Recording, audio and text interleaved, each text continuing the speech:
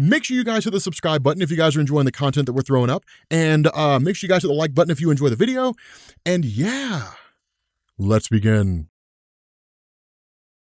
What's going on, guys? This is Rob, and today I wanted to try something a little bit different, just to switch things up and add a little variety to the channel, because as we know, variety is the pepper of life, or something like that. Anyway, the inspiration for this video is really twofold, the first of which is a comic that's been published by Marvel on and off ever since the late 1970s called What If? And for those of you guys who don't know, What If was a series where the writers would try to imagine an alternate timeline of events than what had actually happened in the main Marvel universe, and basically tell out-of-continuity stories based on those hypothetical situations. For example, there was an issue that asked the question, what if Spider-Man had saved Gwen Stacy when she was dropped from a bridge by Norman Osborn? They don't really use that many words, but that's more or less the gist of the story. And there was another one that asked the question, what if Wolverine had killed the Hulk during their first battle? And basically, the writers of these issues simply told a story based on this alternate hypothetical set of facts. The other motivation behind this is the fact that you guys keep asking me to make videos like this, so I'm gonna make a video like this.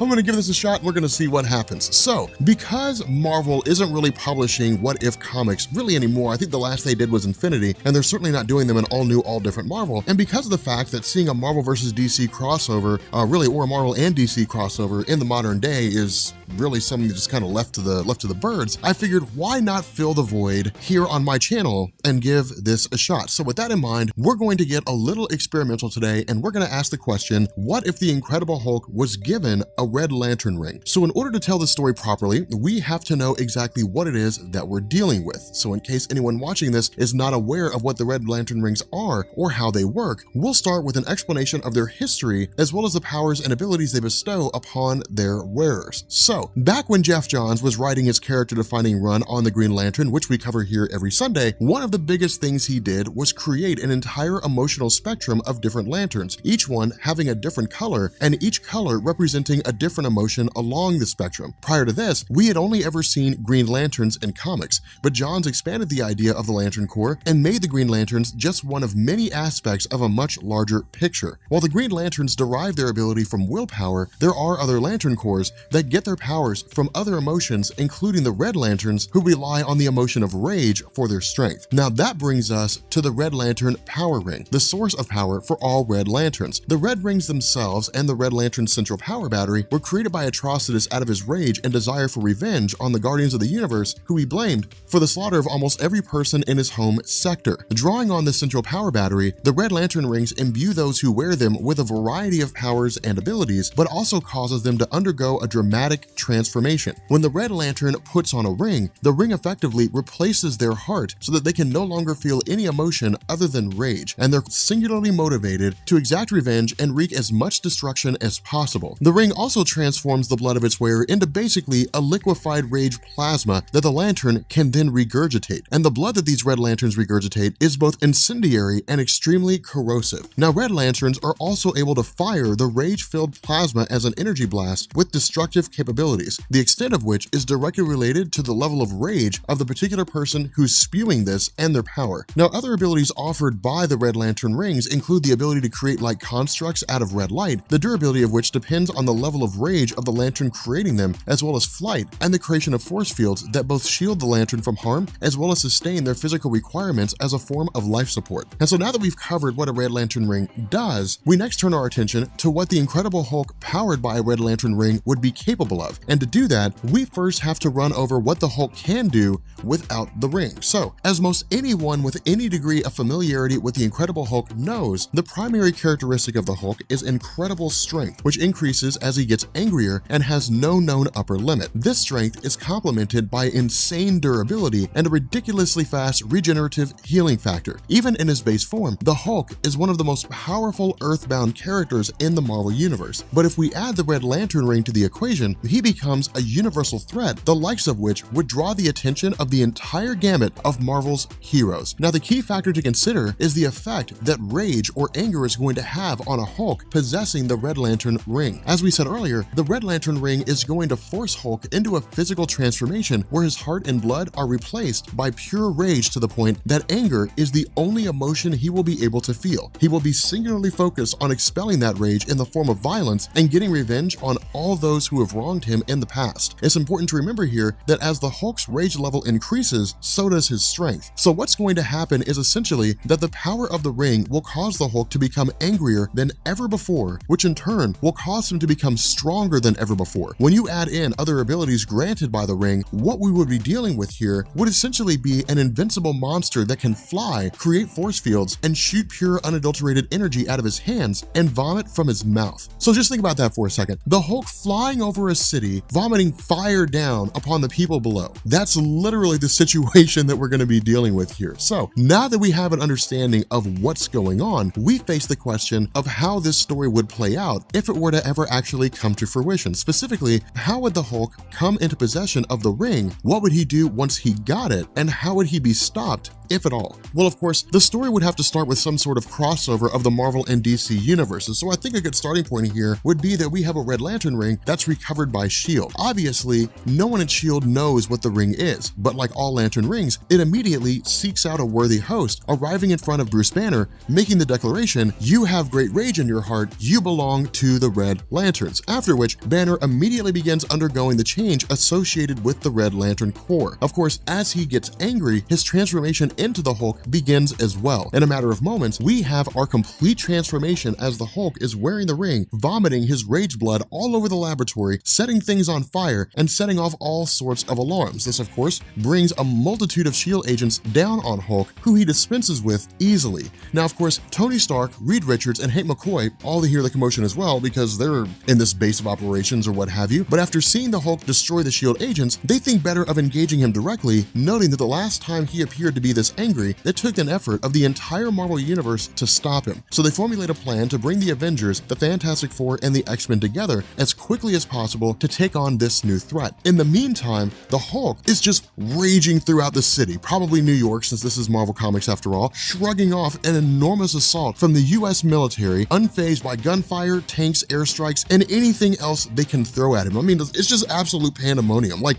even from the civilian standpoint, it's just absolute panic. Like old Miss Jenkins has been going to the same church every day for like the last 50 years, is taking her groceries home, looks up in absolute horror, and it's just like, oh Lord Jesus, just freaking out, this nice little old black woman freaking out, absolutely losing her mind. Now, of course, this brings in the heroes. Of course, the Fantastic Four, the X-Men, and the Avengers. Pretty much every hero in the Marvel Universe comes together to try and take down the Hulk. So we get some pretty epic battle sequences here as all of these heroes unleash their full offensive capabilities on the Red Lantern Hulk. But something we have to keep in mind here is that we've seen before how powerful and unstoppable the Hulk can be when he's angry during the World War Hulk storyline, when the entire Marvel Universe basically united to stop the Worldbreaker Hulk. That version of the Hulk was powerful enough to take out all those who stood against him, including Doctor Strange channeling the energy of a demon, Iron Man in the Hulkbuster armor, the entire X-Men team, Ghost Rider, and the Sentry, both of whom he battled to a draw. And while that version of Hulk was incredibly angry due to the fact that he'd been unwittingly sent to the planet Sakaar, where he eventually became ruler, fell in love, was in the midst of starting a family when the planet was blown up, the level of anger would pale in comparison to the Red Lantern Hulk. Worldbreaker Hulk was able to feel things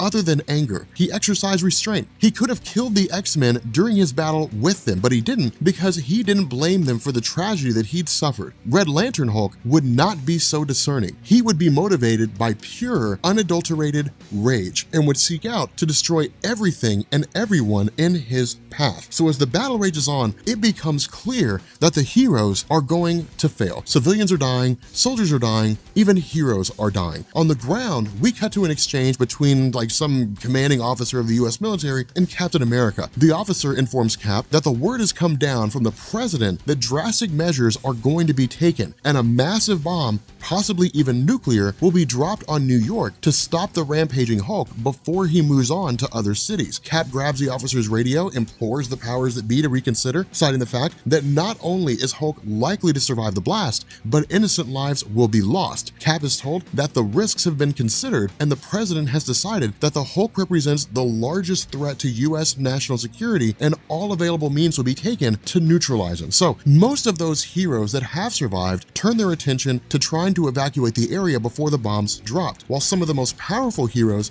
attempt to carry on their battle with the Hulk. Eventually, the plane carrying the bomb is seen overhead, the hatch opens, and the bomb is deployed. As the heroes on the ground look up in horror, they're shocked to see that the bomb is caught in midair by an enormous green hand. Yes, suddenly there appears in the sky over New York the entirety of the Green Lantern and Blue Lantern Corps. The Blue Lanterns, powered by the emotion of hope, use their rings to negate the rage of the Hulk, while the Green Lantern Corps, minus Hal Jordan, who's transporting the bomb to the ocean or something like that, are all constructing a cell of green light constructs to entrap the Hulk. Because he's so filled with rage and so powerful, the Hulk initially resists the Blue Lantern's efforts and smashes through the cell created by the Green Lanterns, but the combined forces of the entire Blue Lantern Corps proves to be too much, and the Hulk is finally subdued. Now, following this battle, we see Bruce Banner in a SHIELD infirmary receiving treatment from the Blue Lanterns to cure him of the effects of the Red Lantern ring, while Hal Jordan talks with Captain America, Tony Stark, Reed Richards, and Hank McCoy. Hal explains that in an attempt to expand the Red Lantern Corps, Atrocitus had managed to find a small hole in the barrier between the two universes, but big enough to send a Red Lantern ring through. Once the ring found its way into the Marvel Universe, it chose the person with the greatest capacity for rage, which it deemed to be the Hulk. Once the Green Lanterns learned of Atrocitus' plan, they enlisted the help of the Blue Lanterns and together found a way to enlarge the rip between the universes enough that they could all pass through, as they knew the universe would not have the knowledge or the ability to deal with a Red Lantern. And so after Banner's been healed, Hal Jordan takes the Red Lantern ring back with him to the DC universe to be destroyed. And we end with Stark and Cap checking on Bruce Banner. When they ask if he's okay, of course he assures them that he just needs to rest, and when they leave him in the hospital room to get some much needed sleep, we zoom in on his face with the last panel and we see a flicker of red light appear in his eye before it quickly returns to normal. All right, what's going on, guys? This is Rob, and I may be talking a little bit quieter than I normally do, but the reason why is because I'm in a hotel room. I'm currently in Disney World, and I'm getting ready to go to Epcot Center, which means there's gonna be a lot of alcohol being drank today. But if you guys are seeing this video, or when you guys see this video, I will have just crossed 1 million subscribers, so I'm excited. I do want to say thank you to everybody who helped me to get to this point. I do want to say thank you to everybody who helped me to pull this off. It is a crazy experience knowing that we're at 1 million subscribers, and I never thought we would have gotten this far. I do have a surprise for you guys about crossing 1 million subs. And if you want to find out what that surprise is, you have to go watch the Ultimate Weekly Recap, which will be out on Tuesday, I think, over on Comic Storian's channel. We've been building up to this for a little while. Some of you guys who are following me on Twitter already know what's going on. I will say 14 individuals will be chosen to become a part of what it is that I'm building. It's the Rob Corps. I can't keep it in. It's the Rob Corps. I got Rob Corps rings. I got 15 Rob Corps rings, and I'm really excited about it. Anyway, this video is going to be a test. We're going to do an experiment here. Last week, we did a video on what would happen if the Incredible Hulk became the Red Lantern, and we'll reference that in this video. This video, we're going to kill him, and we're going to test the waters, and we're going to see which idea is better. To do 2 separate videos with a character gaining Marvel or DC powers, whichever the case may be, and then killing them, or just combining them into one video. So like next week, we'll talk about what would happen if Batman became Venom, and then we'll probably just combine how to kill him and how to defeat him in the same video, just to kind of test the waters and see how you guys respond. We're just gonna sort of go with that, and we're gonna see what happens. But for those of you guys who didn't see my Incredible Hulk becoming a Red Lantern video, I will put a link to that in the description so you can go back and you can watch it. But for those of you guys who are brand new here, basically we did a what if storyline on what would happen if Hulk got a Red Lantern ring, and we ended that story with the Hulk defeated but still alive. But I know you guys, Rob Corps, I know you guys like the back of my hand and the Rob Corps ring that's on my finger right now. And I know that you're not satisfied with just defeating these ridiculously powerful heroes. No. You want them off the board permanently. Yes. So that's what we're gonna do today. Now, as we always do, we have to start with a discussion of what Red Lantern Hulk's powers and abilities are. Now, this might be a little repetitive for those of you guys who have already watched the previous video, but just bear with me while we go over it for those who might be watching for the first time. So of course, Red Lantern Hulk is going to have all the powers and abilities that the Hulk would have normally. So as pretty much everyone that has any familiarity with comic books knows, the Hulk possesses super strength that increases as he gets angrier with with no known upper limit. He also has insane durability to the point that it's nearly impossible to harm him through conventional means, and in the event that he does suffer an injury, his insanely fast regenerative healing factor can more than make up for it. Now clearly, the Hulk on his own is formidable, as he's probably the strongest Earthbound character in the entire Marvel Universe, but we've already gone over how to kill him in a previous video, so that's why we're throwing in the Red Lantern ring, simply to just make things harder on ourselves.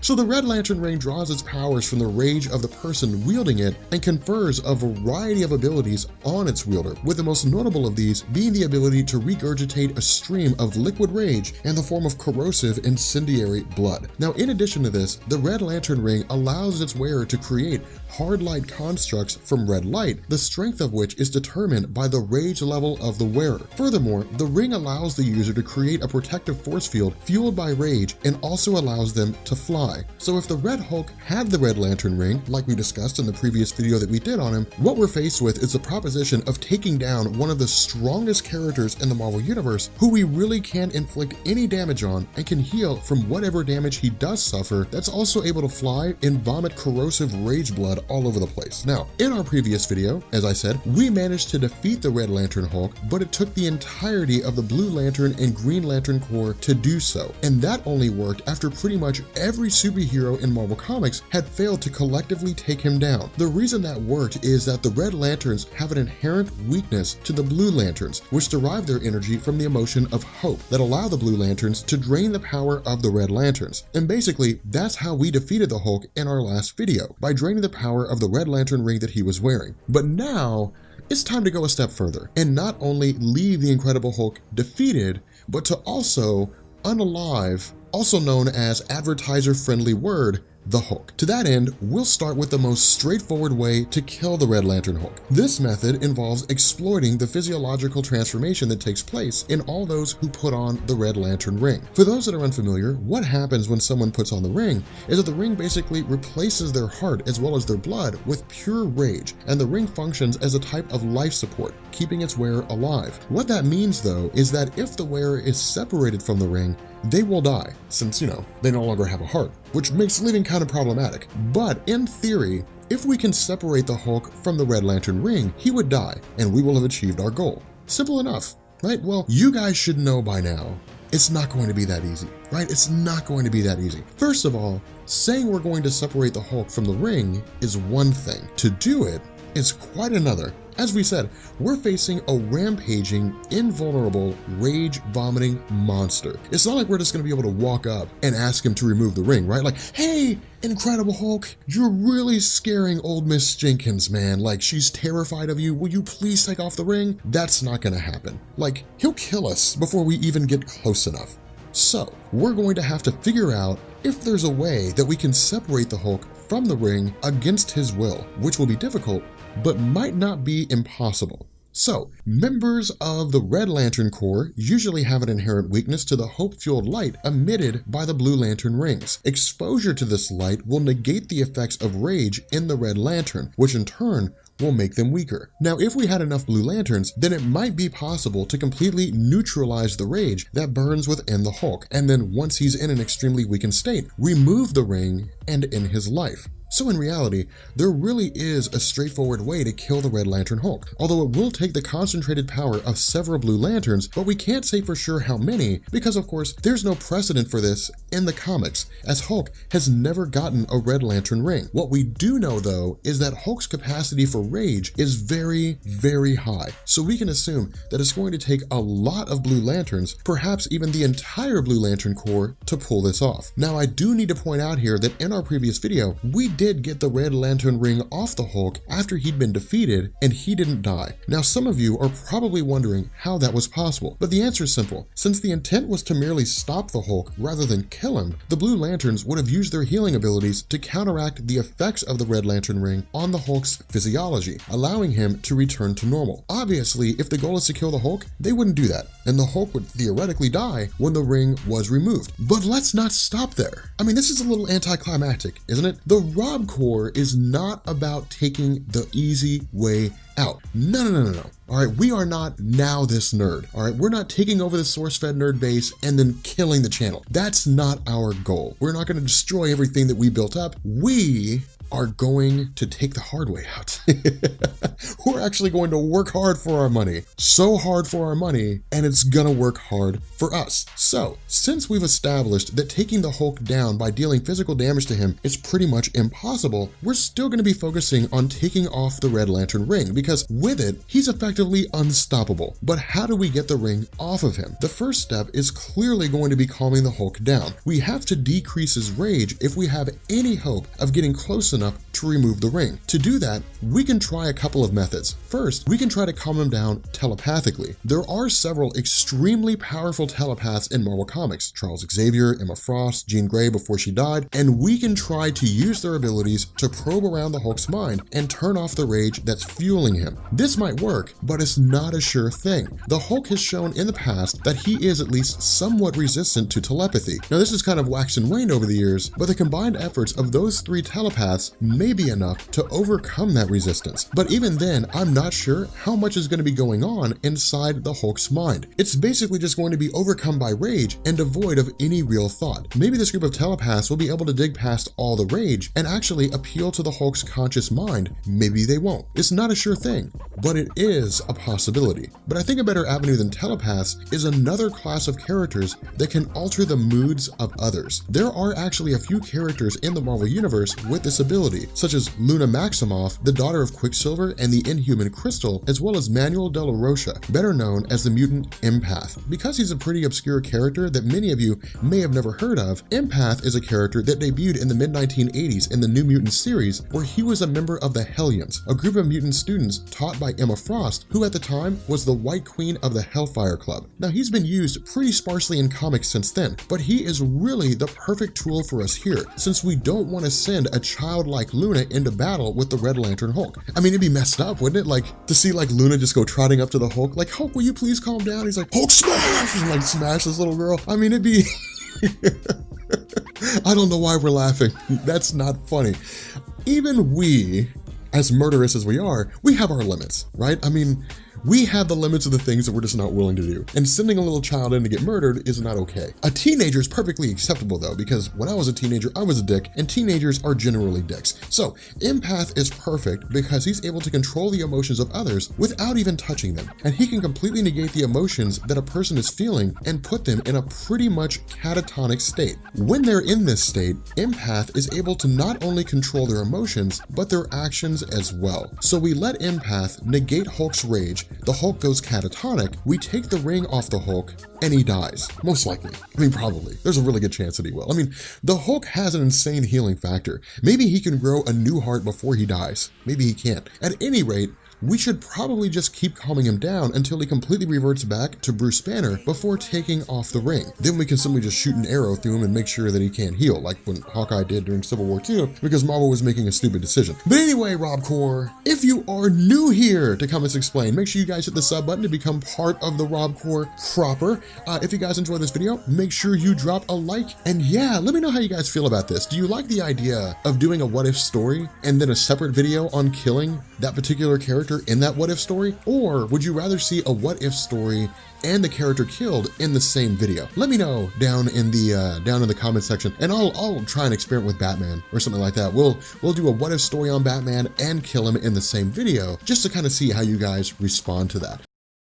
Okay, so I've had this question proposed before, because normally we would cover a DC video today, but this is more interesting. So I've had this question proposed before because we did the video Red Lantern Hulk. What if the Incredible Hulk got a Red Lantern ring? But the question that people have asked is, but what if Wolverine got a Red Lantern ring? And it's such a cool idea. Like, for those of you guys who don't know, in the Green Lantern mythos, you have the Red Lanterns, which are basically governed by rage. Kind of a hallmark is that when a Red Lantern ring is bonded to a person, it replaces their blood with this sort of like red, acidic acidic plasma kind of substance. And the result is that they go forward as just like these mindless killing machines. You can be cleansed by like a blue lantern, but for the most part, until then, you're just sort of like a mindless beast. With Wolverine, it would be a little bit different, I think. Now, at like the outset, right, the gut reaction would be, well, if Wolverine became a red lantern by whatever manner and whatever means, he would just go on like a blood-fueled rage and just attack everybody with his claws. But here's the problem with that. If that were to happen and Wolverine were to just snap, lose it, and just start attacking people, somebody would neutralize him pretty fast. I'd bet all the money in my pockets to all the money in your pockets, it would probably be Deadpool, because Deadpool knows exactly how Wolverine's healing factor works, because Deadpool's healing factor is modeled on Wolverine's healing factor. And so most everybody, like especially Cyclops of the X-Men, they know about like the Muramasa blade, which can be used to basically, you know, cut Wolverine and then shut down his healing factor. There's carbonadium, which can slow his healing factor. I mean, there's a lot of different things that they can do to neutralize him. And so because of that, because you're not talking about the Incredible Hulk, where you just have like unlimited raw strength that can just keep, you know, amplifying over and over and over again to the point where he just becomes this unstoppable, indestructible beast, I would actually switch things up. Then I would say Wolverine would not go on like a blood-fueled killing spree. He would still kill the Marvel Universe, but he would do it using guile and stealth. So Wolverine as a character has, well, really, I mean, he's been an agent of S.H.I.E.L.D. He's been part of multiple intelligence groups.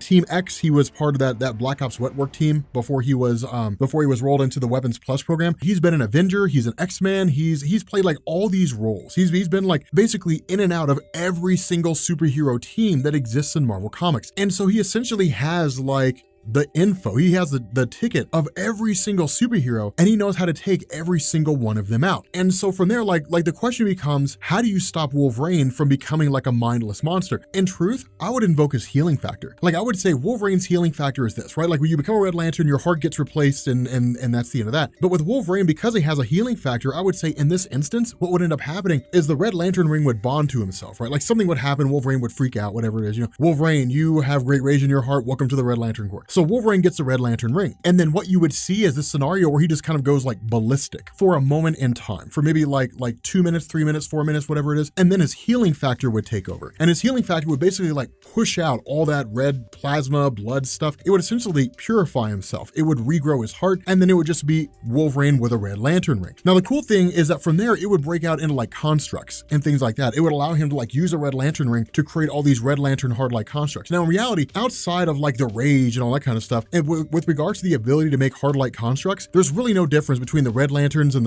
any of the other Lantern Corps. They can all make hard-like constructs. It's just Red Lantern constructs show up as red. But it's basically Wolverine with a Red Lantern ring. Now, on the surface, it doesn't seem interesting. It doesn't seem like that great. But imagine what he could do with that. Like, imagine the holy hell that he could unleash. In reality, like, again, I think he would do it stealthy and guiley. So the first thing to do would be to take out like small groups that nobody would really notice. They take out like these small little villains here and there, and nobody would really notice that they were gone, at least not at first. I mean, after a while, because they're villains to various superheroes would wonder where they went to. It would be like, okay, we got to start taking out people who are a little bit higher on the totem pole, small groups per se, like superhero groups. So the Inhumans, Wolverine would take out the Inhumans first, because in reality, the humans are largely cut off, like they're isolated from everyone. By the time people figured out the Inhumans were dead, nobody would really have any reason to question it. From there, like it would go into, okay, who does he end up taking out next? Now, this is where the caveat, the big issues begin to come into play, because then you start running into things like the X-Men. The problem with the X-Men is they're such a large group. They're so huge in size that what you end up having is at some point, like almost immediately, people would begin to notice that the X-Men are dying. And that's when I think Wolverine would basically start using like trickery and deception in order to pull off this win. So because he's creating hard-like constructs, the question we kind of have to ask here is, can Wolverine make hard-like constructs and send them after people without him actually being there? Like what Larfleeze does, for example. Larfleeze creates orange-like constructs, and then those orange-like constructs can essentially kind of think for themselves. They're basically autonomous, but they're composed of the spirits of people that he's killed. We could kind of invoke that to a degree, but I would say Wolverine may have to be there for a short amount of time. And so what you would do is you would have him show up and basically send the superhero community into disarray. And so he would show up to like the Xavier Institute and kill everybody who's there and then vanish. And so people would just be like, what in the world's going on? Like, you know, literally all the X-Men are dead, but Wolverine's not seen anywhere. Now from that point, people would start to wonder, well, if the X-Men are being killed off, then like we have to go through systematically and figure out who survived surviving and who's not. And so you'd have like the Avengers, you'd have like the various superhero communities of Fantastic Four, so on and so forth, who would all start to sort of look around and say, okay, you know, what's going on here? And so Wolverine would basically have to like play into that and just say like, I have no idea what's going on. But along the way, you know, he would say like, we should all basically start looking, you know, going into our resources and seeing if we can't figure out who it is that's doing all this. And so from there, it would turn into him like taking out the Fantastic Four. It's like the Fantastic Four gone. And it would literally proceed in that direction where it's Wolverine just like using a combination of deception, trickery, and manipulation to basically pit the superhero community into finding out who this phantom villain is, more or less, when it's Wolverine the entire time. Now, in terms of like invoking the hard light constructs, like those would only be really used as like a plot device. Those are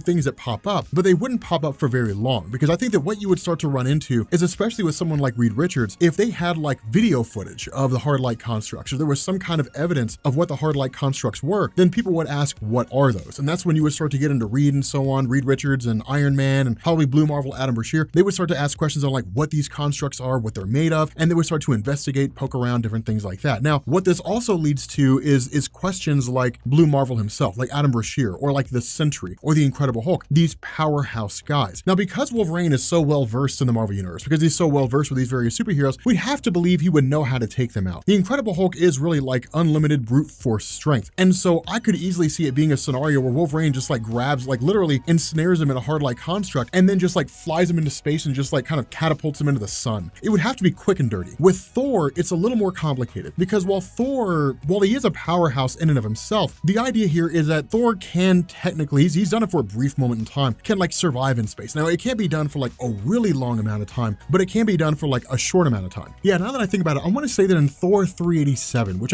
I can't remember if it was written by Tom DeFalco or Walt Simonson, I don't remember off the top of my head. Regardless, in that story, there was a point where Thor ended up in space. And I think there was a point where he was like, I need to breathe, but he could like hold his breath in space. I think it waxes and wanes. I think it kind of fluctuates. Like some writers say he can breathe in space, others say he can't. I think some say he can hold his breath for a really long time. We can kind of split the difference and just say that like he can hold his breath for a while. How long he can hold his breath for, we don't really know. But if we are talking about like a Red Lantern Wolverine that has Thor trapped in these hard light constructs, because Thor has Mjolnir, he'd probably be able to break out of them. With the Incredible Hulk, his strength would have to probably build up to it. But with Thor, like he's already at base zero. Like he's already got his hammer. And so he could just kind of start hammering at the hard light construct until eventually he breaks out. I don't know exactly how you would take out Thor if you were a Red Lantern. If Wolverine were to grab him and take off all the way out, it's like outside the solar system and fly to like the other side of the galaxy and drop him off, Thor could possibly make it back. It would depend on how far Wolverine took him out. Or Wolverine could fly him out, could like knock him out using a hard light construct if he could, like take him by surprise, like sucker punch him basically, and then fly out to the far side of like the galaxy as fast as he possibly could and drop him off. And the idea could possibly be that Thor would not be able to make it back to Earth in time before he suffocates. But then in that case, he would just call on like Heimdall to use the Bifrost, and then he would show up in Asgard and then come back to Earth, and that would be the end of that. It's this quick teleportation system, more or less. So I don't know exactly how he would defeat Thor. I mean, if we use the old version from like the 1960s, and we said that if he loses contact with his hammer for more than 60 seconds, so if he had that Donald Blake concept, then all it would take is for like Wolverine to take the walking stick and like chuck it into space, and then like just kill Donald Blake. I mean, that's all it would really take. But I don't know, the Thor aspect would be a little more difficult. The Sentry, I think, could be done much the same way as like the Incredible Hulk, the same thing with Blue Marvel. You literally just kind of like throw them out there, send them floating out there, throw them in the sun, or any number of things. What could also be done here, this is actually, okay, so here's a really cool idea. What he could do with Thor, the Incredible Hulk, like with the heavy hitters, is if he goes and kills the Fantastic Four, Wolverine's not the sharpest tool in the shed, but he does know how to activate a portal. So what he could do is he could activate the portal to the negative zone, and then like, okay, yeah, then go to the heavy hitters and just be like, hey, I think I found the person who's killing everybody, who took off to the Phantom Zone. We have to go, or to the negative zone. We have to go find him. And then like when they open the negative zone portal, just like close it behind him, and then just like leave them stranded in the negative zone. There's no way for them to break out. The only way to get in and out of the negative zone is to use a portal that would allow your energies to cross. Either that, or you could like push them through without reversing their polarity, and they would disintegrate. Deadpool, he could throw in the sun. Deadpool would be done like that. That would be it. The X-Men, I think the full brunt of the X-Men, I think, would be the most difficult thing, or I guess the mutant population. Because even if you're talking about like the core X-Men roster that's taken out of the Xavier Institute, you are still talking about some pretty powerful beings who are out there. It would just kind of be Wolverine taking them out individually, like using his claws, like popping his claws, and then just kind of slashing at him, so on and so forth, and calling it a day. Captain America, of course, would be one of the first people to go, just because Captain America would be able to kind of like rally the superhero community together. I feel like Iron Man, like the really smart guys, would have to be some of the first people to go, because they'd be able to use their intelligence to decipher pretty quickly what all's going on. Now, what this does is it leaves S.H.I.E.L.D. Now, in reality, S.H.I.E.L.D. could be taken out pretty easily. Like, it wouldn't be that difficult to eliminate them because you're talking about this great big huge hulking monstrosity of an organization like an intelligence agency. I mean, Captain America did it with the greatest of ease in Secret Empire. I mean, he just tricked everybody into believing that he was a good guy, and they made him head of S.H.I.E.L.D. So, I mean, it's not the most difficult thing to do. With Wolverine having previously been an agent of S.H.I.E.L.D., he would have privy to like all their internal files and like all the information and databases that they have. And then from there, like set focus on S.H.I.E.L.D. itself. Taking out the director would be step number one, because if no one knows who they're taking direction from, then the entire system comes crashing down. That would pass to number two, so on and so forth. And he would have to systematically break into S.H.I.E.L.D., destroy their systems or computer systems. He would just kind of have to go through and start killing various people individually. Now, this leaves Nick Fury, who would probably go hide in a bunker. But in reality, if there's really no one left for Nick Fury to rally, then it really doesn't matter in the first place. Just because he's alive doesn't mean he can actually do anything if there's no real way for him to stop anything. And then, yeah, like it would literally just be Wolverine going through systematically and just taking out each member, like each group in the superhero community, using like stealth and you know, guile and deception, all that kind of good stuff. It would definitely make a cool story. Like it would definitely make a cool like what if story. Like what if Wolverine became a Red Lantern and like killed the whole Marvel community? I mean, we know that from like the Enemy of the State what if, like where Wolverine kills the Marvel universe. Like we know about that. That video will be down in the description, by the way. But we know he can do it even with just his claws. I mean, I don't know. It creates an interesting situation. Then the question would become, what would like a lot of the villains do? Like what would a lot of the villains do if they realized what was going on? In the Old Man Logan story, Mysterio uses powers to trick Wolverine into thinking that the various villains of the X-Men had attacked the Xavier Institute, all the while Wolverine was killing the X-Men. So, I mean, it's a little bit different when you're doing that, but like would Mysterio cast an illusion to trick Wolverine into like realizing, hey, look, everything's done. You defeated everybody. Time for you to give up now. You know what I mean? Is that what would happen? You know, like would the heroes and villains band together to stop Wolverine? I mean, that'd be an incredible story. Like that would be an amazing story. What's going on, guys? This is Rob, and do you all remember when we used to make up our what if stories? I don't remember if we did that many of them. I know we did what if Red Hulk became a Red Lantern, and I know we did what if Batman became Venom, but I don't know if we did any others besides those. But like, you guys have constantly been asking for more of like these what if stories, because here's the thing. Marvel does have a what if line of comics, right? For those of you guys who aren't familiar with this, Marvel really used to have a title called What If, right? They basically looked at alternate reality versions of the stories that existed in their main universe, which basically allowed them to be more adventurous in the stories that they told, because the what if stories did not take place in the main Marvel continuity, right? So it was like, what if Spider-Man stayed Venom? What if Punisher's family had not been killed? That was the kind of stuff that we saw. But making up our own what if stories allowed us to do stuff that Marvel's never done yet, right? Like neither Marvel or DC have ever even done yet, right? With DC's Elseworlds, with Marvel's what ifs. So we can make up our own thing, which is always kind of fun. And so in this video, we're going to be covering what if Thanos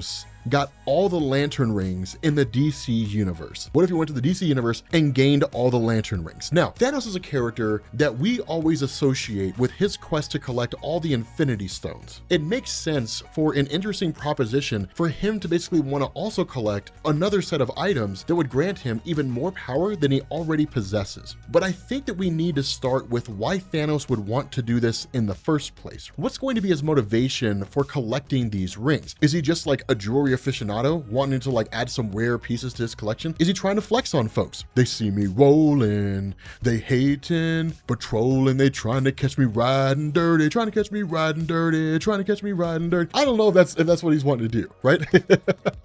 That would be awesome, right? Just like Thanos like rolling around in like some Cadillac with like pink leopard skin on the seats and stuff like that. That'd be baller, right? Like just like a ball in Thanos. I remember seeing an image like that floating around somewhere where he was just like blinged out. It was insane, right? He looked like a rap artist. Like it was absolutely insane. But I think that what makes the most sense here for this story is to play on Thanos' infatuation with death and his constant struggle to win her approval. I picture this starting out with a conversation between the two of them, with Thanos basically saying that he's killed all that he can in the entire Marvel universe and asking what else he could possibly do to win the hand of Mistress Death. And so it's then that she informs Thanos of another universe with billions more souls to claim for her, and then opens a portal to the DC universe. Now, I know it's not the strongest instance, right? It's not the strongest thing to go with. Just go with it, right? That would never happen. You know, like it's comic books, right? Like the Incredible Hulk being able to breathe underwater was never able to happen until it did, right? So like just roll with it. Just have fun with this. But Thanos would basically step through this portal, and then we flash forward to the present, where we find that Thanos is on a ship with Sinestro on board. And what we find out is that Thanos has been in the DC universe for months, and has not only learned of the existence of the Lantern Rings, but has also decided to acquire them all, thinking that doing so will make him a White Lantern, thereby granting him immense power and increasing his ability to cause death and destruction, and in doing so, finally win him favor in the eyes of Mistress Death. So, to help him accomplish this task, he enlists the help of Sinestro, who's made a deal with Thanos in exchange for a promise that the Mad Titan will help him obliterate the Green Lantern Corps. And so we also learn that their alliance has already paid off, with Thanos having acquired 3 of the rings already. And we basically end up getting these flashbacks where Thanos had basically left the Star Sapphires, the Indigo Tribe, and the Blue Lantern Corps in complete ruin, noting that he was able to overwhelm and defeat each of them without much trouble at all. And so at that moment, Sinestro would chime in and say that would not be the case with your next foe. And he basically explains to Thanos that they're traveling to the homeworld of the Red Lantern Corps to confront their leader Atrocitus. Now, undaunted, Thanos would basically tell Sinestro to set a course for the Red Lantern homeworld. And so when Thanos arrives, Atrocitus is basically there waiting for him. And we get to see our first epic fight of the issue, with Thanos and Atrocitus doing battle. Now, as you may know, the Red Lantern Ring is powered by rage, and Atrocitus has that in spades, and is able to basically mount a substantial fight against Thanos. But as strong as he is, he pales in comparison to the power of Thanos and ultimately falls in battle. And so Thanos would take the ring of Atrocitus and make his way back to his ship, where he would essentially remark that the abilities this ring granted were quite impressive, and that imagine what a more worthy being could do with such a weapon. And so Sinestro would provide a little bit of insight there and basically say that it's powered by rage. And Thanos would basically reply by saying that's something that he's not in shortage of, right? And so Sinestro would say, good, you're gonna need it to take on Larfleeze. And so then we get to Thanos and Sinestro landing on the planet of Okara, the homeworld of Larfleeze himself, the only orange lantern in existence. Now, once Thanos steps off his ship, he's immediately attacked by Larfleeze, triggering another epic battle for Thanos. Now, much to Thanos' surprise, Larfleeze presents even more of a challenge than Atrocitus, being able to channel the entire energy of the orange central power battery itself. Now, the two fight for a pretty lengthy amount of time, right? They would need to, given the amount of power that Larfleeze has, with Thanos, who would basically be using the red power ring the entire time. But Larfleeze is essentially able to match him blow for blow. And then suddenly out of nowhere, Larfleeze's ring would basically shut off, and Thanos would capitalize on the opportunity to take his life as well as his ring. And so as Thanos would turn around, he would see Sinestro wielding the blue power ring, and then Sinestro would basically explain that the ring has the ability to negate the effects of the orange power ring. And then of course Thanos would be kind of pissed off and be like, why didn't you tell me that in the first place? And so Sinestro would probably be kind of a dick about it and just be like, I grew bored and I figured I'd get in on the action if the opportunity presented itself. Later on, Sinestro would overhear Thanos seemingly talking to himself as he passes by his quarters, and then would stop to listen. And it would become clear that Thanos is talking to somebody else, bragging about the great warriors that he's slain in her name, but then also remarks that he believes that Sinestro is withholding information from him and does not believe him to be as trustworthy as he first seemed. And so the next day, Thanos' ship would hover over Oa, which was of course home to the Green Lantern Central Power Battery. And he would ask Sinestro, like, is the Green Lantern Corps here? And so Sinestro would reply and just be like, well, they will be. The moment you attack the Central Power Battery, the Green Lanterns will rush to defend it. And then of course, you'll be able to crush them. Of course, now Thanos, feeling like Sinestro was a bit sus, would basically say, well, I mean, I don't have all the rings yet. And like, I was supposed to wield the power of the White Lantern before I launched this attack, right? And so Sinestro would hold out his hand and open it. And in the palm is a yellow lantern ring, and would simply just say, my gift to you. By my calculations, there will be dozens, perhaps hundreds of Green Lanterns here any moment. And so surely you can relieve one of them of their ring, right? And so Thanos would land on Oa and make his way to the Central Power Battery. And as he draws near, he's stopped by a detachment of around half a dozen Green Lanterns who basically tell him to get back on his ship and leave, and that more of them are on their way. And this is probably one of the coolest moments, right? Thanos is known for trash talking. And so he would basically say, when they get here, maybe you can use your rings to fashion a green shovel to dig the graves of your fallen comrades. It's an awesome line. Isn't that awesome? That would be amazing, right? So the Green Lanterns would basically ready themselves for battle, and they would fight valiantly. But now in possession of the yellow, orange, and red ring, Thanos would prove to be too much for all of them. And so as the ring of one of the fallen Green Lanterns goes to take off and try to find a new host, Thanos would grab it, seize control of it, and basically dominate the willpower of the ring and make it his own. And then basically say the final piece he needs to finish his collection and harness the power of the White Lantern would essentially make him the most powerful being in the galaxy. And so once he puts on the ring, nothing happens, right? And so at that moment, Thanos is confused and angry and then sees a laughing Sinestro. And so Thanos would be kind of pissed off. He'd be like, you treacherous fool, like, what have you done? And Sinestro would say, I have not done anything, Mad Titan. It's your own shortcomings that betray you. Acquiring the power rings alone will not make you a White Lantern. You must master all the emotions of the spectrum to wield that kind of power. Wrath, fear, avarice, even willpower, you do not lack. But hope, love, and compassion, these concepts are foreign to you, and the power you desire will always evade your reach. Now, predictably, Thanos would be pissed, right? Like, he'd be mad as hell, and he would head towards Sinestro. But Sinestro would basically point to the sky where thousands of Green Lanterns are entering Oa's atmosphere. And so, of course, Sinestro would tell Thanos, or he would ask him, 6 Green Lanterns were not enough to stop you, but 6,000? Even a being as powerful as yourself will not be able to withstand their assault. And so Thanos would ultimately know that Sinestro's right. He would know that he basically has to leave Oa immediately. But of course, before he does, he crushes the head of Sinestro with his bare hands in retribution for his betrayal before getting on the ship and essentially leaving.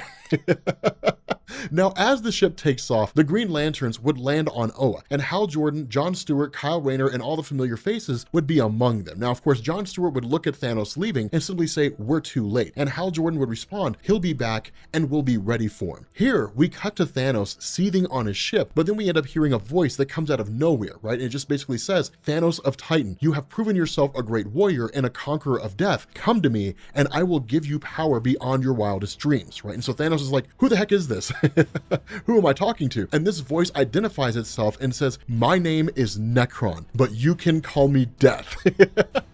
How awesome is that, right? So Necron would basically go on to explain that he is the counterpart of Mistress Death in the DC universe. And since Thanos has been dead and come back to life, he offers him a Black Lantern ring, which he'll basically use to collect more souls than he ever thought possible. Now, of course, Thanos would basically accept this offer as he's completely obsessed with death and figures that once he has basically extinguished all life in the DC universe, Death will finally move him out of the friend zone.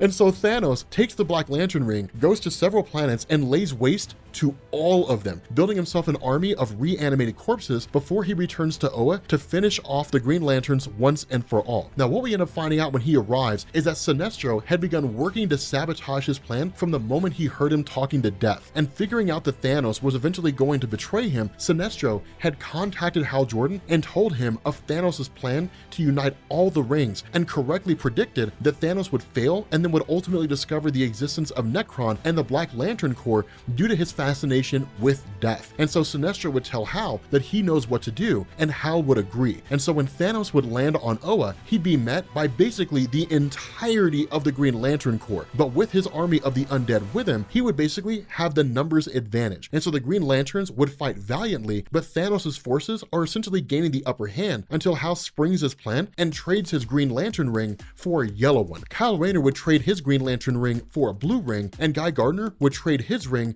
for a red ring. And so Thanos would see this and then mock them all derisively, right? Stating that he'd basically killed red, yellow, and blue lanterns and would have no trouble doing it again. And so that at that point, Hal Jordan would chime in, right? And he would say, you have learned to wield the rings, but you don't understand them, right? You are powered by death itself, but we control the light, and light always drives out darkness. And so the group would essentially work in tandem with green, blue, red, and yellow fighting side by side against the Black Lanterns. And much to Thanos' surprise, he would end up losing control of his forces. And so Hal would then monologue while he's kicking the crap out of Thanos and would basically say that he knew that the Green Lanterns alone could not win the fight, but that when willpower is in the presence of one or more of the other rings, the effects of the Black Lantern ring can basically be negated. And so he called upon members of the Green Lantern Corps who had wielded other rings in the past and asked them to do it once again in order to stop Thanos and save their homeworld. And so after a hard-fought battle, the Lanterns would emerge victorious, destroy Thanos' Black Power ring, and then imprison him within the Central Power Battery on Oa so that he could probably break out and battle the Justice League in a future storyline. And so the story would basically end that, like back in the main Marvel Universe, Mistress Death would be calling up Deadpool to see if he's still single, as her calendar has recently become unexpectedly open.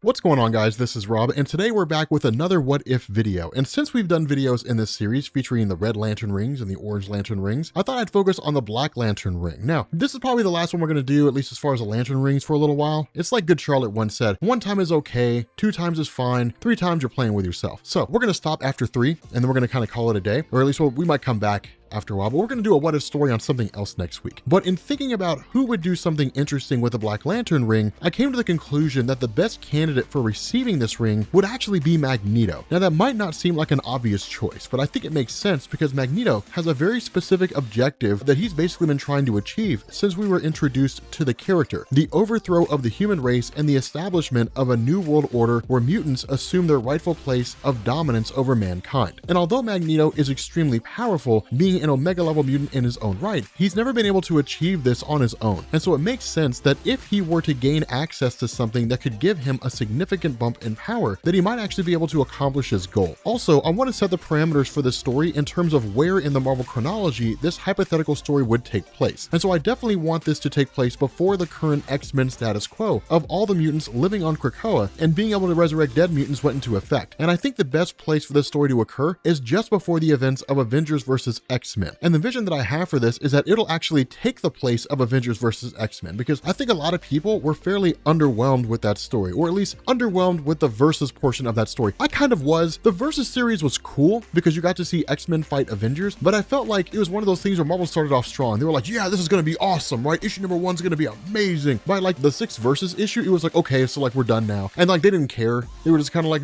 stuff things and stuff. Then that was basically it. But the first thing we have to figure out is how Magneto gets his hands on a Black Lantern ring. At this time, Magneto is actually a member of the X-Men, but his alliance with the X-Men has always been a bit tenuous, as some members of the team have a hard time getting past the fact that he's tried to kill them like a million times, which is fair. So as it turns out, their suspicion is justified, and it turns out that Magneto is not 100% committed to Xavier's dream of peaceful coexistence between humans and mutants, and that he's actually been meeting in secret with the Scarlet Witch, who at this point was still canonally recognized as being the daughter of Magneto. Scarlet Witch, as you probably know, is an extremely powerful magic wielder, and in this story, we learn that her abilities have actually grown to the point that she's able to travel between dimensions, and as part of her alliance with her father, she's been looking for powerful artifacts to aid his quest for mutant supremacy. Now you could probably guess from the premise of this video that one of those artifacts is the Black Lantern ring, and so she travels to the DC universe, learns about the ring, and then takes it back to Magneto, who keeps it in his proverbial back pocket until the perfect opportunity to use it presents itself. Now another thing that happened in the X-Men line of comics at this time was the impending return of the Phoenix Force and its anticipated union with Hope Summers, its chosen host. Now the conflict over what should be done about this set the Avengers and the X-Men at odds with one another, with the Avengers wanting to prevent the Phoenix from possessing Hope and the X-Men welcoming it as a rebirth of their species. In this version of the story, however, instead of allowing war to break out between the Avengers and the X-Men, which he fears will lead to the unnecessary deaths of many of his fellow mutants, once the Avengers make known their intentions to take Hope into custody, Magneto dons the Black Lantern ring and sets in motion the eradication of mankind to pave the way for a world where mutants reign supreme without fear of interference from humanity. Now once he wields the Black Lantern ring, Magneto is able to reanimate the dead and use them as his own personal army. His move is to go to the ruined island of Genosha, which was once a mutant paradise to some 16 million mutants inhabiting it, but was ultimately reduced to rubble and most of its citizens killed by Cassandra Nova's wild sentinels. And just by going there, Magneto is able to raise for himself an army of millions of slain mutants, which not only has symbolic significance because it turns the greatest massacre of mutant kind into a weapon that can be used for humanity's undoing, but also makes Magneto and his hordes of reanimated mutant zombies the most pressing threat to the Marvel Universe. Unfortunately for him, this is also the thing that causes the X-Men and the Avengers to put their differences aside and unite against this new threat. The Avengers still think the Phoenix Force needs to be stopped, but that must be dealt with after Magneto's zombie horde is defeated. Now the X-Men do not respond to Magneto's tactics here, as although they do want a resurgence of their species, they are totally unwilling to side with Magneto in pursuing what amounts to genocide. And so rather than hailing him as their savior as he had hoped, the X-Men find themselves in the familiar role of casting Magneto as their greatest villain. And so the X-Men and the Avengers divide into strike teams to respond to the several attacks that Magneto is orchestrating around the globe. Meanwhile, Professor X, Iron Man, Black Panther, Doctor Strange, Namor, and Reed Richards, known collectively as the Illuminati, meet to try and figure out a way to neutralize Magneto's newfound power. Now after some discussion, they go their respective ways, hoping to find anything they can to stop Magneto. Eventually, Doctor Strange returns and explains that he's followed the trail of magic unwittingly left behind by Scarlet Witch, which led him to another dimension where he learns about the Black Lantern rings and how they can be defeated. Now after explaining that there were rings of other colors in that dimension capable of negating the power of the Black Lantern rings, he also explains that he was unable to bring them back because bringing too much of that universe into this one would weaken the barrier between them and could open them up to all sorts of new threats. Instead, he explains that it's the emotional spectrum that's really the most effective weapon against Magneto's Black Lantern ring, and that the rings are really just conduits through which emotional energy is channeled. And so determining that willpower and any other strong emotion will negate the effects of the Black Lantern ring, the Illuminati formulate a plan to tap into Charles Xavier's telepathic ability to alter the emotions of others and project these emotions psychically to their teammates that are on the ground fighting against Magneto's zombies. And so Black Panther and Iron Man work on a way to try and reconfigure Cerebro to be able to boost the emotional signal being sent out by Xavier. Xavier's also going to be boosted by fellow telepaths Emma Frost and her stepford Cuckoos, as well as Hope Summers, whose mutant power is the ability to copy or enhance the powers of others. And so while this is going on, the X-Men and Avengers are actually fighting these zombies and taking heavy losses. The zombies can be killed, but only if they're killed quickly enough that their bodies cannot regenerate. Furthermore, if they are able to bite someone, they're able to turn them into a zombie as well. And so we've seen several heroes falling in this manner. Once the Illuminati put their plan into place, however, and Xavier starts using his abilities to inspire willpower and hope into the minds of the heroes, it actually seems to be working, and the heroes begin making headway in taking out the zombie horde. However, something goes completely wrong when Hope goes into shock, which greatly weakens the signal of Xavier's psychic boost. To make matters worse, Magneto is able to raise more and more corpses faster than the heroes can destroy them, and so they begin to become overwhelmed in a battle of attrition. Cutting back to Hope, it quickly becomes clear that what the Avengers had feared and the X-Men had hoped for has finally happened, and the Phoenix Force has returned to Earth and claimed Hope as its host. Now, the shock and fear of the Phoenix's return quickly turns to optimism as the Phoenix's attention is clearly focused on Magneto and his forces, and so ultimately the zombies are incinerated by the Phoenix, and Hope seeks out and locates Magneto. Now, as they stand face to face, Magneto tries desperately to explain that their missions are aligned, but Hope completely shuts him down, stating that she's come to bring life and that he's given the planet to death. And so she destroys the Black Lantern ring, purging the Marvel Universe of its corrupting presence, before explaining that while she is able to keep the Phoenix Force in check for now, Hope is fleeing Earth in order to figure out what degree she's able to control it. And so she flies off into space, leaving the Avengers and the X-Men to try to deal with the fallout from Magneto's attack, as well as prepare for what happens if Hope is unable to control the Phoenix and comes back to Earth. First, they discuss what should happen to Magneto, with each side arguing that they should be the ones responsible for taking him into custody. As Captain America and Cyclops argue, Wolverine enters the picture, presumably to act as a mediator, but everyone is shocked when he pops his claws and cuts Magneto's head off on the spot. Everybody looks at him and he says that he's tired of Magneto duping the X-Men into thinking that he's changed when he never would. Now, that'll never happen again, and he turns in his Avengers card and renounces his membership in the X-Men, sick of being torn between the two competing factions and wanting no part of any upcoming conflict between the two teams. Ultimately, he says, when Hope comes back, I'll know, and if she's not in control,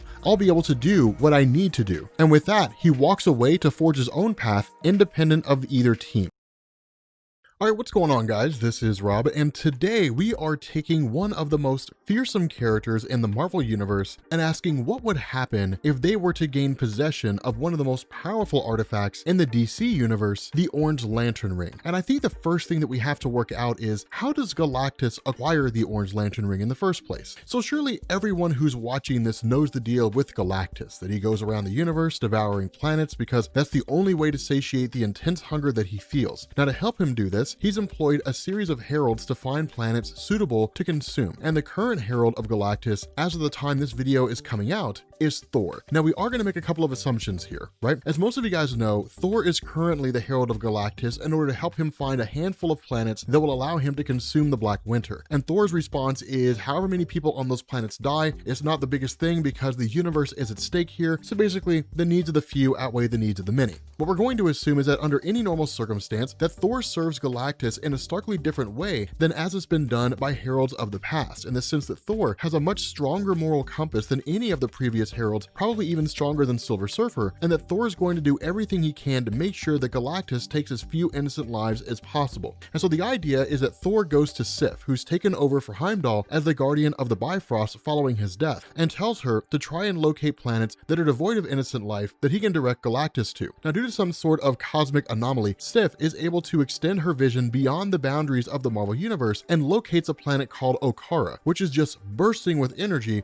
but seems to have no innocent life on it at all. And so Thor thinks that this is basically perfect, and he tells Galactus about this planet, and then they go to it. Now immediately, Galactus is like, this planet shouldn't be here. Something's definitely wrong. I assume that's how Galactus talks. At this point, Larfleeze, the Orange Lantern, approaches Galactus and Thor, and is not about to let this planet be consumed without a fight. Now Thor initially considers moving in since he knows the planet is inhabited, but he immediately senses that Larfleeze is anything but innocent, and he knows that now Galactus knows about Okara, that he isn't leaving without feasting on his energy. And so we basically get an epic battle between Thor and Larfleeze, which goes on for a while without either able to gain the upper hand until Galactus decides that he's tired of waiting and blasts Larfleeze back down to the planet's surface and then begins consuming the planet. Now, not long into this process, however, Galactus starts noticing that something's wrong, that this is not like any energy he's ever consumed in the past, and that it's changing him. And so we know this due to the fact that the orange power battery is housed on the planet, and Galactus is essentially tapping into that power. Now still, Galactus finds himself unable to stop feeding on that energy. In fact, he wants to devour as much of it as possible. And so when he's absorbed the entirety of the planet's energy, including the orange power battery, Galactus is transformed into an orange lantern. And this spells disaster for the entirety of the Marvel Universe. Now, in addition to his nearly insatiable hunger, Galactus is also motivated by insatiable greed. Just a bit of background on the Orange Lantern Corps. For those of you guys who aren't familiar with it, the Orange Lantern light represents greed on the emotional spectrum. And so anyone who dons an orange ring or taps into the orange power battery is motivated only by greed from that point forward. Now, usually this means that they simply want to hoard as much stuff as they can, but Galactus is really beyond material possessions. And so I thought it would be an interesting twist that instead of desiring things, he ends up desiring as much energy as he can consume, going well beyond what he needs to survive. And so he sets out across the Marvel Universe, leaving a trail of broken worlds in his wake. Now, realizing the new danger that Galactus poses to the universe, Thor rushes back to Earth to warn the Avengers teammates, who quickly call in the Fantastic Four due to their prior experience with Galactus. And so Thor describes what happened, but Reed Richards is unable to come up with any plausible explanation, as he's never heard of any kind of orange light capable of transforming someone into a voracious greed monster. And so to try and find out more about this mysterious force, Reed goes with Thor to space to the now dead planet Okara to see what information they can gather. And Reed soon realizes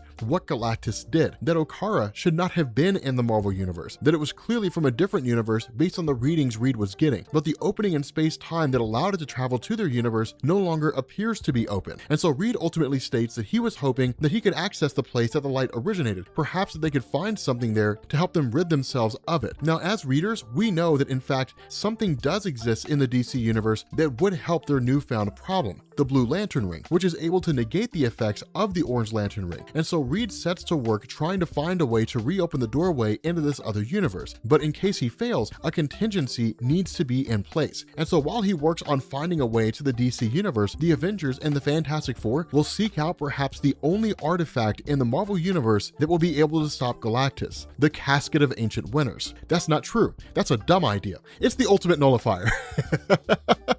But the ultimate nullifier, for those of you guys who don't know, is a device that is said to be the only weapon in the universe which Galactus fears. However, since the nullifier also appears to be part of Galactus, he can recall it to himself seemingly at will. And so the team will have to sneak aboard Galactus's world ship to retrieve it without him knowing. And so what happens is that the heroes split into two teams. Thor takes one team consisting of Invisible Woman, She-Hulk, Captain Marvel, and Captain America to Galactus's world ship Ta-2 to retrieve the ultimate nullifier, while Reed Richards and the Black Panther try to devise a way to reopen the gateway to the DC universe, and the Thing stays behind with them to fly them back to the place the gateway was after they figure it out. And so the Human Torch also volunteers to accompany them on their mission, suggesting that if anyone could survive the trip between universes, it would be him, due to being able to exist as a pure form of energy. Now, because Reed and T'Challa are extremely smart, and because in their intelligence they realize that they need to move the plot along, they find a way to recreate the cosmic anomaly that opened the door between the two universes that can only be explained using the most ridiculous comic book science terms imaginable.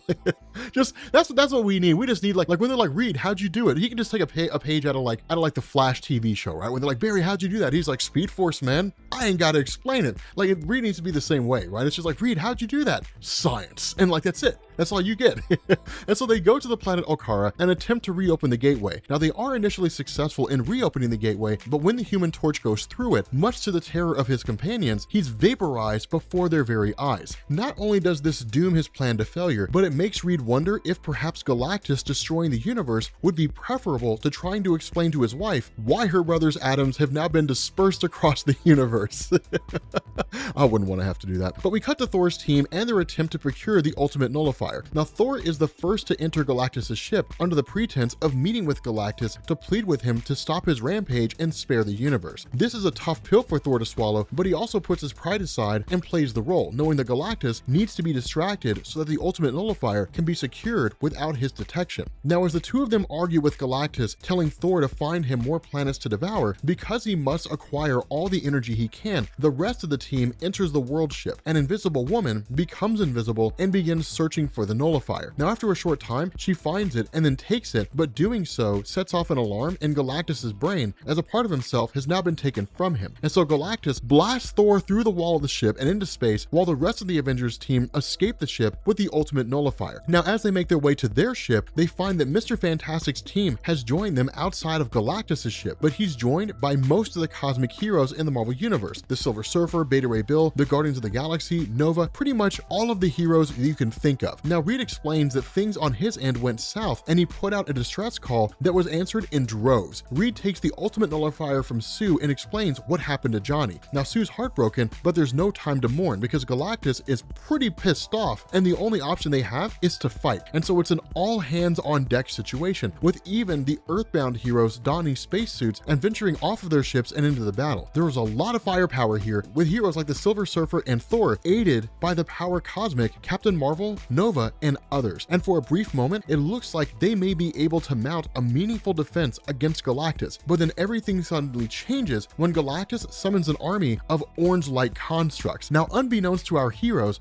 but known to us, as the orange lantern ring allows its wielder to absorb the energy from its victims and transform them into hard light constructs, which they can then command as an orange lantern core army of sorts. And so in the case of Galactus, this means that he has billions and billions of these soldiers at his command, as he's consumed multiple planets after absorbing the orange lantern battery. And so as heroes begin to fall before Galactus's horde, Reed realizes that the plan was doomed before it even started, that Galactus will win if he doesn't do something drastic, and he readies the ultimate nullifier for detonation, knowing that everyone in the vicinity will likely die, but that the universe itself may still be saved. And so before he can detonate it, however, it vanishes from his hand, and Reed and the surviving heroes turn around to see none other than the Living Tribunal himself. Now, for those of you guys who may not be familiar with the Living Tribunal, he's considered the second most powerful entity in the Marvel Universe, behind only the one above all. And his job is to judge and correct anything that may throw off the cosmic balance of the Marvel Universe. And so when he shows up, you know it's serious business. And so all the fighting stops as Galactus simply just awaits judgment. And so the Living Tribunal explains that he cannot allow the ultimate nullifier to be detonated, as Galactus is a necessary element of the cosmic fabric of the universe, and that erasing him from existence would have catastrophic consequences. However, Galactus's greed-fueled rampage throughout the universe also threatens the cosmic balance of the universe and cannot be allowed to continue. And so the Living Tribunal strips Galactus of the orange power battery and he hides it away in a pocket universe that he created so it can never be accessed again. He declines, however, to bring back Johnny Storm or resurrect any of the planets Galactus has devoured, as he determines that the universe can function perfectly well without them, and that he's not one to intervene unnecessarily. And so with Galactus no longer under the control of the orange light, he goes back to fulfilling his role as normal, and the heroes that survived the battle go back to Earth, or wherever it was that they came from, to mourn those that fell. Now, here's the cool thing. I imagine a lot of you guys probably thought that we were going to bring back Johnny Storm, right? That like Johnny Storm is like, he vaporized. Like, we didn't really vaporize. He just kind of disappeared. He's in the DC universe. He rallies the Blue Lanterns and then brings like all the Blue Lanterns to the Marvel universe and they save the day. Wrong. I thought it'd be awesome to like totally do a 180 and just like spin you guys on your heads. I thought it'd be cool.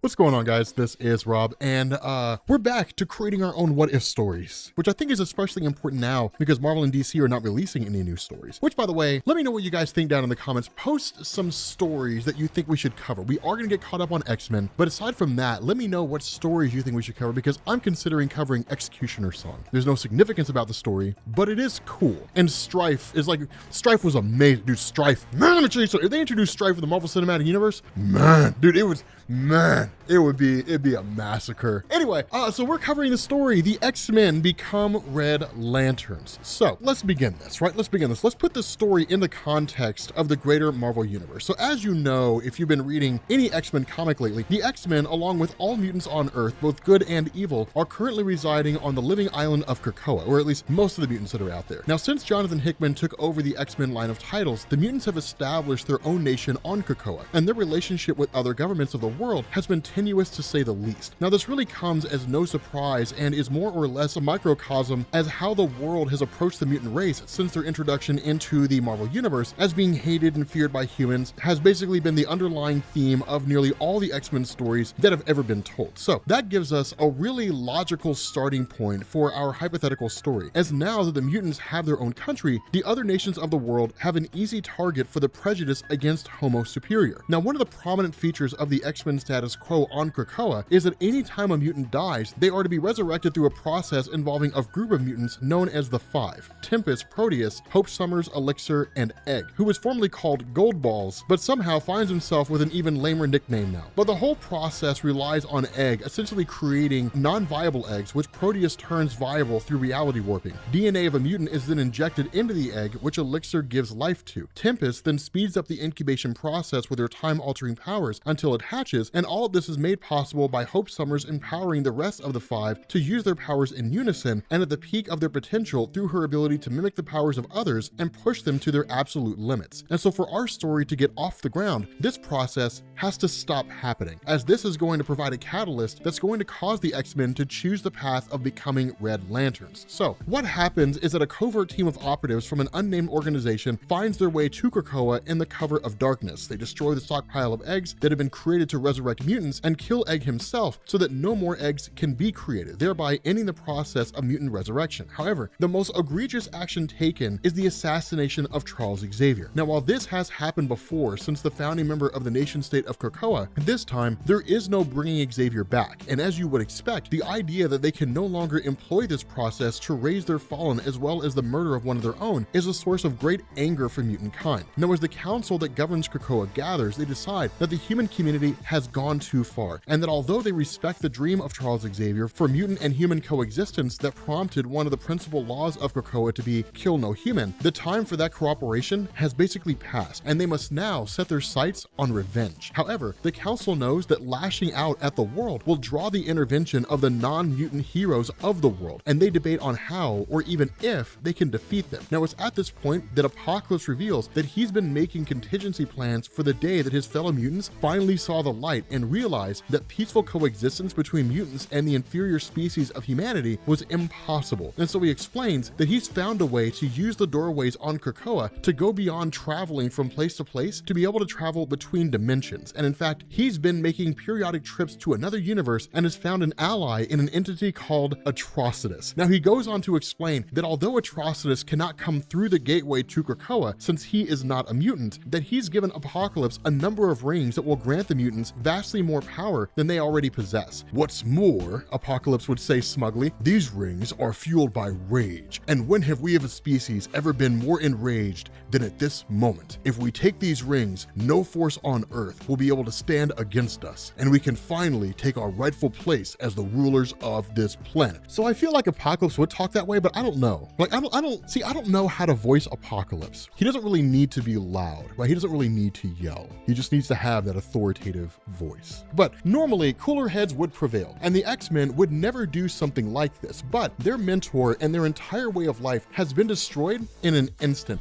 and they are understandably angry, and the presence of the rings Apocalypse has offered them seems to only intensify their rage. And so, those who were closest to Xavier, Magneto, Cyclops, Wolverine, Storm, Jean Grey, and basically all the X-Men, take the rings and recite the Red Lantern Oath as instructed by Apocalypse. With blood and rage of Crimson Red, thread ripped from a corpse so freshly dead, together with our hellish hate, will burn you all, that is your fate. And so those words prove ominous, as once the rings are donned, the X-Men are transformed in a way, turning into creatures motivated and consumed solely by rage, with an insatiable desire to destroy everything in their path. No longer are they out for revenge for their fallen leader, but simply an all-consuming need to watch the world burn. And so from there, that's what they set out to accomplish, indiscriminately traveling the world, leaving as much death and destruction in their wake as they possibly can. Now, when news of the rampage of the Red Lantern X-Men reaches the rest of the superhero community, that just sounds awesome. Red Lantern X-Men, like that just sounds amazing.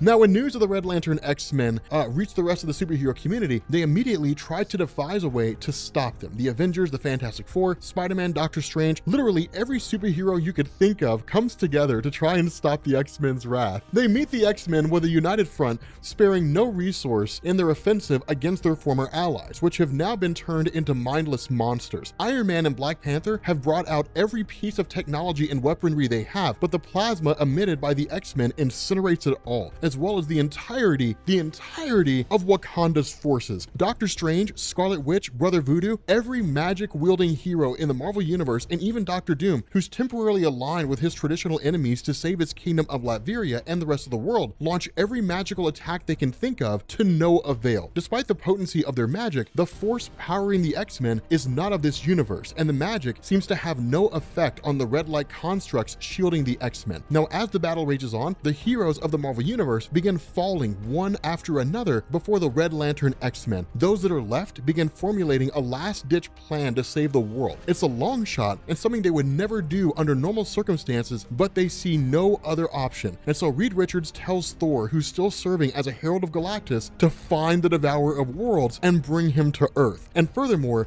to take Franklin Richards with him. Thor does not like this plan, Richards. And Reed Richards would respond, I don't either, Thor, but this world is gone either way. We cannot defeat them, but there is the lesser of two evils. You'll just have to trust me. And so Thor would respond, as he would fly off with Franklin to summon Galactus. Now, in his absence, the heroes would fight valiantly, but they would continue to fall. Spider-Man, Captain America, and Iron Man are all among the dead. Even heavy hitters like Captain Marvel and the Hulk are unable to do any significant damage to the Red Lantern X-Men. When the battle's over, the Red Lantern X-Men hover over a smoldering Earth, having destroyed it all, but in a cruel twist of fate, still not satiated and craving even more to destroy, although nothing remains. And so when Thor reappears, Galactus appears with him. And so Thor would say, all right, Eater of Worlds, do it. Now with that, Galactus would consume the planet and everyone on it, bringing Earth 616 to an end once and for all. Now, as Galactus, Thor, and Franklin look at an empty spot in space where the Earth once resided, Franklin sheds a tear for his family that have basically just been wiped out of existence. Now, Thor would say, I thought your father said that you could fix it. And Franklin would say,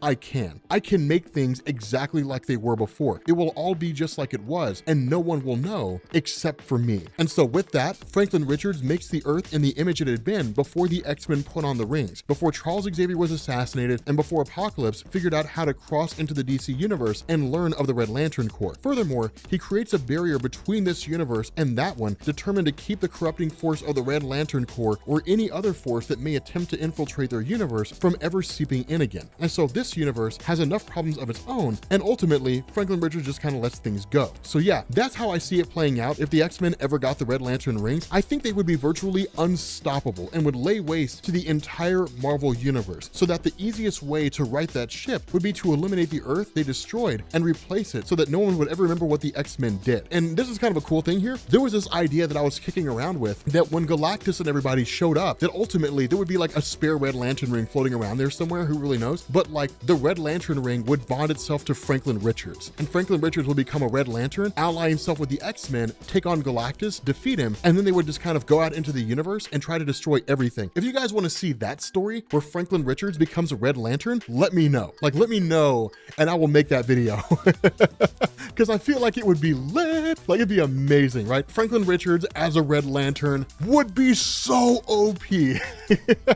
But with that being said, guys, we're gonna bring this video to an end. If you are new here to Comics Explained, make sure you guys hit the sub button to become part of the Rob Corps. If you guys enjoyed this video, make sure you drop a like, and I will catch you all later.